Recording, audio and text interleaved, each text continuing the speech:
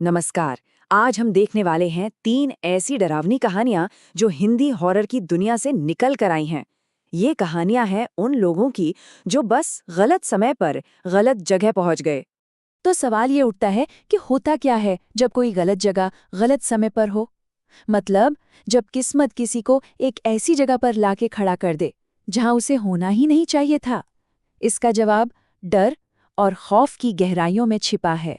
तो चलिए शुरू करते हैं अपनी पहली कहानी से। ये कहानी है राजवीर और उसके परिवार की, जो छुट्टियां मनाने मुंबई के आलीशान ताज पैलेस होटल में ठहरने आते हैं। लेकिन उन्हें क्या पता था कि इस शानदार इमारत के पीछे एक बहुत ही भयानक राज दफन है। होटल के कॉरिडोर में राजवीर की मुलाकात एक बहुत ही खूबसूरत दुल्हन से होती है। वो अपना नाम बताती है, सुमित्रा। उसकी खूबसूरती तो बेमिसाल थी, पर दुल्हन के जोड़े में इस तरह अकेले घूमना राजवीर को थोड़ा अजीब तो लगा। सुमित्रा राजवीर को अपने कमरे में ले जाती है। सब कुछ नॉर्मल लग रहा था, पर तभी राजवीर की नज़र ड्रेसिंग टेबल के शीशे पर पड़ती है और उसके रोंगटे खड़े हो जाते हैं। जानते हैं क्यों? क्योंकि शीशे में सिर्फ राजवीर का अक्स था, सुमित्रा का नहीं। जैसे ही राजवीर को ये एहसास होता है कि वो किसी इंसान के साथ नहीं बल्कि किसी और ही चीज के साथ कमरे में बंद है, वो घबराकर उसे धक्का देता है और अपनी जान बचाने के लिए दरवाजे की तरफ भागता है। उससे लगा कि वो बच निकला, पर असली खौफ तो अब शुरू होना था। दरवाजा पार करते ही वो खुद को उसी कमरे में वापस पाता है। सोचिए जरा, एक ऐसा लूप जिससे बाहर निकलना नामुमकिन था। साफ था, सुमित्रा की आत्मा उसे इतनी आसानी से जाने नहीं देने वाली थी। तो आखिर ये सुमित्रा एक आत्मा क्यों बनी? देखिए, उसकी कहानी बहुत ही दुखद है। उसके अपने पति नरेश ने ही उसे पैसों के लिए मार डाला था और होटल के मैनेजर और रिसेप्शनिस्ट ने ये जुर्म छिपाने में उसकी मदद की। और आज है अमावस्या की रात, एक ऐसी रात जब काली शक्तियां बढ़ जाती हैं और उसकी आत्मा अपना बदला लेने के लिए पहले से कहीं ज्यादा ताकतवर हो चुकी है। सुमित्रा का मकसद साफ था, बदला।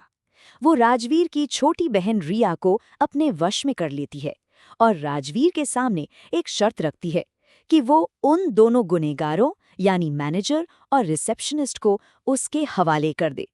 अब राजवीर के सामने सवाल ये था कि वो अपने परिवार को कैसे बचाएगा। तो ये थी पहली कहानी। अब बढ़ते हैं हमारे दूसरे केस की तरफ। ये कहानी है एना की, जो एक गर्ल्स हॉस्टल में रहने आती है। उसे मिलता है कमरा नंबर 101, एक ऐसा कमरा जिसका अपना एक काला अतीत था। हॉस्टल पहुंचते ही जूलिया नाम की एक लड़की एना को एक बड़ी अजीब सी चेतावनी देती है। वो कहती है कि कमरा नंबर 101 फौरन खाली कर दो, वरना अंजाम बहुत बुरा होगा। पर एना इसे बस एक मजाक समझकर टाल देती है और यही उसकी सबसे बड़ी भूल साबित होती है।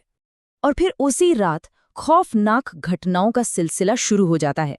एना अचानक देखती है कि उसके दोनों हाथ खून से सने हुए हैं। अब इससे पहले कि वो कुछ समझ पाती, छत से खून की बूंदें सीधे उसके हाथों पर टपकने लगती हैं। नहीं, ये कोई सपना नहीं था। एना डरकर जैसे ही ऊपर देखती है तो एक भयानक सी शक्ल छिपकली की तरह छत से चिपक कर उसे घूर रही होती है। वो चीज नीचे कूदती है और फुसफुसा कर कहती है, तुम जो कुछ भी देख रही हो वो तुम्हारा वहम नहीं। मतलब डर अब हकीकत बन चुका था।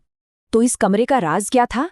ये राज तब खुलता है जब हॉस्टल की वार्डन मार्था बताती है कि जूलिया कई साल पहले इसी कमरे में रहती थी। वो काला जादू करती थी और अपनी ताकत बढ़ाने के लिए मासूमों की बलि चढ़ाती थी। और जब गांव वालों को इसका पता चला तो उन्होंने उसे वहीं जिंदा जला दिया। और यही कहानी एक बहुत ही भयानक मोड़ लेती है। जैसे ही वार्डन ये राज बताती है, जूलिया की आत्मा एना के शरीर पर कब्जा कर लेती है। देखते ही देखते एना का चेहरा जूलिया में बदल जाता है और वो सच बताने के जुर्म में वार्डन को मार डालती है। और अब बारी है हमारी आखिरी और शायद सबसे ज्यादा रोंगटे खड़े कर देने वाली कहानी की। ये दास्तान है प्रिया की, जो पढ़ाई के लिए एक नए शहर आती है और शांति देवी हॉस्टल नाम के एक मनहूस जगह पे कमरा ले लेती है। अब देखिए, कोई भी एक स्टूडेंट हॉस्टल से क्या उम्मीद करता है? यही ना कि पढ़ाई का अच्छा माहौल होगा, कुछ दोस्त बनेंगे और रहने के लिए एक सेफ कमरा मिलेगा। लेकिन प्रिया की किस्मत में तो लिखा था आत्माओं का एक ऐसा अड्डा जिसके हर कोने में सिर्फ और सिर्फ दहशत बसती थी। प्रिया के लिए खौफ का ये खेल धीरे धीरे आगे बढ़ता है। इसकी शुरुआत होती है एक डरावने सपने से, फिर उसे खाने की ट्रे में मिलती हैं इंसानी हड्डियां। इसके बाद उसका सामना होता है उल्टे पैर वाली एक लड़की से, और फिर बिना सिर वाले एक धड़ से। ऐसा लग रहा था मानो उस हॉस्टल की हर आत्मा उसे तड़पाना चाहती थी। लेकिन कहानी का सबसे खौफनाक सच तो तब सामने आता है जब प्रिया किसी तरह उस हॉस्टल से भागकर पास के एक घर में मदद मांगने जाती है। वहां उसे पता चलता है कि जिस बूढ़ी औरत ने उसे वो कमरा किराए पर दिया था वो तो 20 साल पहले ही मर चुकी थी। तो इन तीनों कहानियों के बाद एक सवाल तो मन में आता ही है, ये आत्माएं आखिर भटक क्यों रही थी? हर भटकती रूह के पीछे एक अधूरा मकसद होता है, एक ऐसी वजह जो उन्हें इस दुनिया से बांधे रखती है। अगर हम देखें तो हर आत्मा का एक मकसद था। सुमित्रा को अपने कातिलों से बदला लेना था। जूलिया का मकसद था अपने शापित कमरे में आने वाले हर इंसान को तबाह करना। और शांति देवी, हॉस्टल की आत्माएं, वो तो बस वहां आने वालों को वही दर्द और तकलीफ देना चाहती थीं जो शायद उन्होंने अपनी जिंदगी में सही थीं। तो इन कहानियों से एक बात तो साफ है, हर जगह का अपना एक अतीत होता है, एक अपनी कहानी होती है।